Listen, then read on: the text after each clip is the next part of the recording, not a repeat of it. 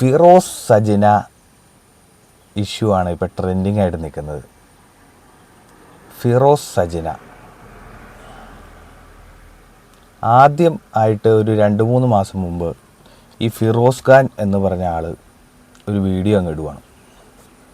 ഞാനും സജിനയുമായി പിരിഞ്ഞു, അതിന് കാരണം പ്രമുഖനായ ഒരു വ്യക്തിയാണ്, അങ്ങനെയാണ് ഇങ്ങനെയാണ്, സജിനയുടെ പ്രശ്നങ്ങൾ കൊണ്ടാണ് ഞാൻ വിവാഹബന്ധം വേർപ്പെടുത്തിയത് എന്നൊക്കെ പുള്ളി ഇങ്ങനെ സമൂഹ മാധ്യമങ്ങളിൽ വന്നിരുന്ന് ഇങ്ങനെ പറയുക.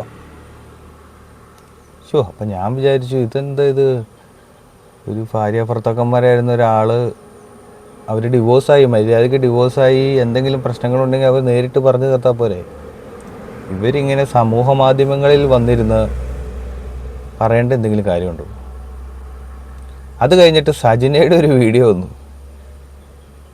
അപ്പം ഞാൻ ആദ്യം വിചാരിച്ചു ഫിറോസ് ഖാൻ ഇങ്ങനെ പറയുമ്പോൾ സജിനയുടെ പ്രശ്നം കൊണ്ടാണല്ലേ.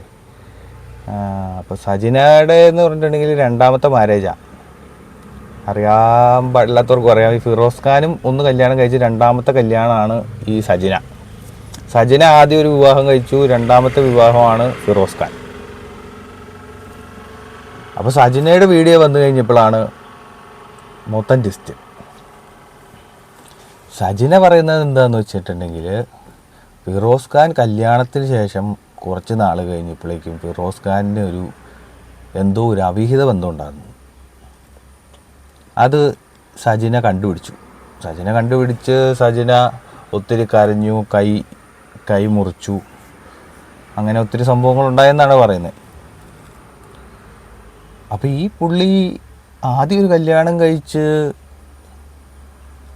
അത് ഡിവോഴ്സായി, 2ാമത്തെ കല്യാണം കഴിച്ചു, എന്നിട്ട് അതും വിവാഹബന്ധം മുൻപോട്ട് നല്ല രീതിയിൽ കൊണ്ടുപോകാതെ വീണ്ടും അവിഹിതത്തിന് പോയി. ഓക്കെ, അത് പിടിച്ചു. അത് കഴിഞ്ഞ ശേഷം പുള്ളി കാല് പിടിച്ച് മാപ്പ് പറഞ്ഞു, വീണ്ടും തിരിച്ചു വന്നു എന്നാണ് പറഞ്ഞത്. വീണ്ടും തിരിച്ചു എന്ന് പറഞ്ഞാൽ ഇവർ വീണ്ടും നല്ല രീതിയിലായി. അതിനുശേഷം വീണ്ടും പുള്ളിക്ക് വേറെ പെൺകുട്ടികളുമായിട്ട് ബന്ധമുണ്ടാകുമെന്ന് പറഞ്ഞു. അത് ഇപ്പോൾ 2, 3, അതിനുശേഷം വേറെ 4 ഒത്തിരി അധികം ബന്ധങ്ങൾ ഉണ്ടായിട്ടുണ്ട് എന്നാണ് സജിന പറയുന്നത്. അപ്പം ഞാൻ നോക്കിക്കഴിഞ്ഞപ്പോൾ ഇതെന്ത് അവസ്ഥ ഇത്? ഫിറോസ് പറയുന്നത് സജിന ആണ് പ്രശ്നം, സജിന ഒരു പ്രമുഖ വ്യക്തിയും സജിനയും ഉള്ളത് കൊണ്ടാണ് ഇവരുടെ വിവാഹബന്ധം പോയെന്നാണ് പറഞ്ഞത്. ഇത് 2 പേരും 2 സൈഡിൽ വന്നിരുന്ന് അങ്ങോട്ടും ഇങ്ങോട്ടും പറഞ്ഞുകൊണ്ടിരിക്കുക. ശരിക്കും ഇപ്പോൾ ഫിറോസ് ഖാൻ്റെ പ്രശ്നം എന്ന് പറഞ്ഞിട്ടുണ്ടെങ്കിൽ, ഫിറോസ് ഖാൻ്റെ കുട്ടിയെ ഫിറോസ് ഖാനെ തിരിച്ചു വേണം, അതാണ് പ്രശ്നം. അതിന് ഒന്നെങ്കിൽ ആൾ ലീഗലായിട്ട് എന്തെങ്കിലും മുന്നോട്ട് പോകണം, അല്ലാതെ ഈ യൂട്യൂബിൽ വന്നിരുന്ന് ഇങ്ങനെ വീഡിയോ ചെയ്തിട്ട് എന്തെങ്കിലും കാര്യമുണ്ടോ? അതിനുശേഷം ഇപ്പം ലേറ്റസ്റ്റായിട്ട് വന്നതെന്ന് പറഞ്ഞിട്ടുണ്ടെങ്കിൽ, സജിനയുടെ ഒരു ഓഡിയോ, സജിന നമ്മുടെ പ്രമുഖനായ വ്യക്തിയെ വിളിക്കുന്ന ഒരു ഓഡിയോ റെക്കോർഡിങ്,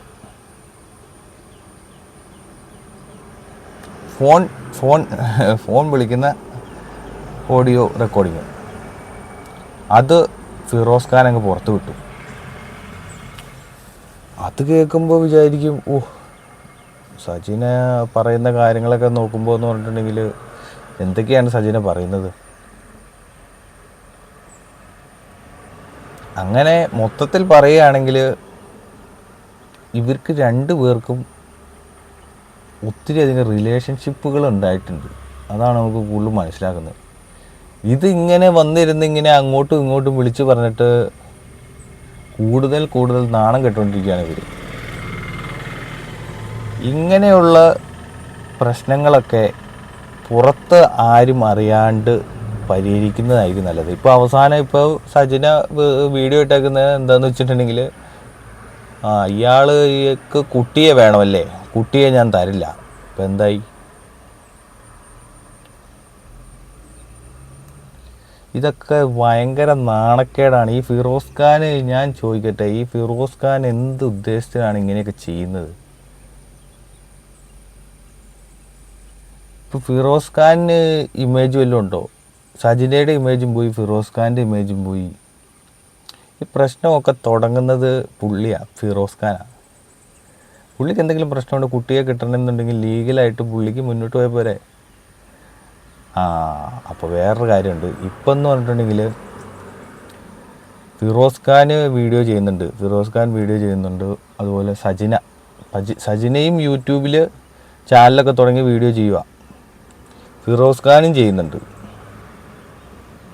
അപ്പോൾ രണ്ടുപേരും വീഡിയോ ചെയ്യുന്നുണ്ട്. അപ്പോൾ ഈ വിഷയം അറിയാനൊക്കെ എല്ലാവർക്കും നല്ല താല്പര്യമുണ്ട്. അപ്പോൾ അതുകൊണ്ട് എല്ലാവരും യൂട്യൂബൊക്കെ സബ്സ്ക്രൈബ് ചെയ്ത് ഇവരെന്താ പറയുന്നത് കേൾക്കാൻ, അവിഹിത ബന്ധങ്ങൾ കേൾക്കാൻ എല്ലാവർക്കും ഭയങ്കര താല്പര്യമാണ്. അപ്പോൾ അത് വെച്ച് അവർക്ക് വ്യൂവേഴ്സ് കിട്ടുന്നുണ്ട്, പൈസ കിട്ടുന്നുണ്ട്. പക്ഷെ ഞാൻ പറയുമ്പോൾ ഇങ്ങനെയൊക്കെ എന്തെങ്കിലും പ്രശ്നങ്ങൾ ഭാര്യ ഭർത്താക്കന്മാരുണ്ടെങ്കിൽ അത് ഇങ്ങനെ എല്ലാവർക്കും ചർച്ച ചെയ്യാൻ വേണ്ടി സമൂഹത്തിലേക്ക് ഇട്ട് കൊടുക്കരുത്. ശരിയാണ്, നിങ്ങൾക്ക് ഒന്നിച്ച് ജീവിക്കാൻ സാധിക്കുന്നില്ല, നിങ്ങൾ ഡിവോഴ്സായി. പക്ഷേ അവിടെ പോയി ഇരുന്ന് ഇവരുടെ കുറ്റവും ഇവിടെ പോയി നിന്ന് അവരുടെ കുറ്റവും പറയേണ്ട കാര്യമുണ്ടോ?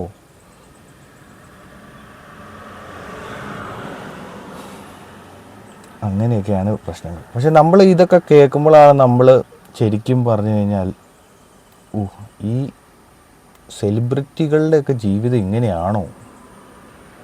ഇങ്ങനെയൊക്കെ ആളുകൾക്ക് ഒത്തിരി പൈസയും കാര്യങ്ങളൊക്കെ ഉണ്ടാകുമ്പോൾ ഇങ്ങനെയൊക്കെയാണ് ആളുകൾ പെരുമാറുന്നത്. അല്ല, മൊത്തം ആളുകൾ പറയുന്നതല്ല, എന്നാലും ഇതെന്തൊക്കെയാണ് ഇങ്ങനെ എന്നൊക്കെ ചിന്തിച്ചു പോകണം ശരിക്കും പറഞ്ഞു കഴിഞ്ഞാൽ. എന്തായാലും കൊള്ളാം.